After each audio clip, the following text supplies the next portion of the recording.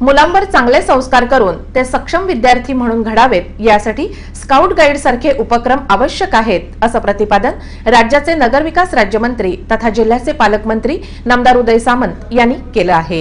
या सगळ्या ज्या गोष्टी आहेत महाराष्ट्र शासनाने याला मान्यता दिलेली आहे। याचं कारण एवढंच आहे की मुलांमध्ये नियमितता यावी, मुलांमध्ये चांगल्या पद्धतीचे संस्कार निर्माण व्हावेत आणि त्याच्यातनं आपली पिढी घडावी, आपल्या तालुक्याचं, आपल्या जिल्ह्याचं, आपल्या महाराष्ट्राचं नाव हे देशाच्या नकाशावर लिहावं, याच भावनेतनं महाराष्ट्र शासन अशा उपक्रमाला ताकद देत असतं आणि स्काउट गाईडचा जो समावेश या शाळांमध्ये केलेला आहे त्याचा महाराष्ट्र शासनाचा हा प्रमुख उद्देश आहे। स्काउट गाईडच्या जिल्हा मेळाव्यात मार्गदर्शन करताना ते बोलत होते।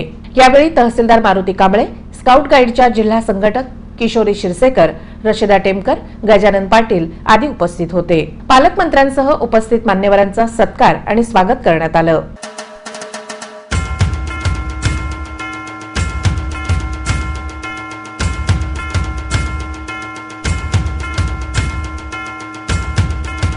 मुलांमध्ये शिस्त निर्माण करण्यात स्काउट गाईड सारख्या उपक्रमांची भूमिका महत्त्वाची असते।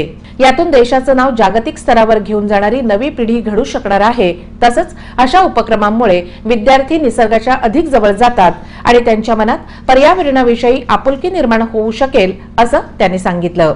स्काउट गाईड जिल्हा संस्थेने अशा उपक्रमांना अर्थसहाय्य मिळवण्यासाठी प्रस्ताव सादर केल्यास त्यांना नाविन्यपूर्ण योजनेतून निधी उपलब्ध करून देण्यात येईल असंही नामदार उदय सामंत म्हणाले।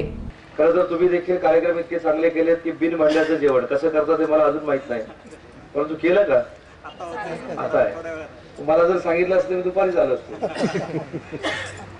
त्याच्यामुळे हे चांगले उपक्रम म्हणजे याचा अर्थ पर्यावरणाला कुठेही बाधा होणार नाही, पर्यावरणाचं संतुलन व्यवस्थितरित्या जिल्ह्यामध्ये राखलं जाईल हा देखील उपक्रम स्काउट गाईडच्या रूपानं आज मुलांमध्ये कुठेतरी भिनवला जातो।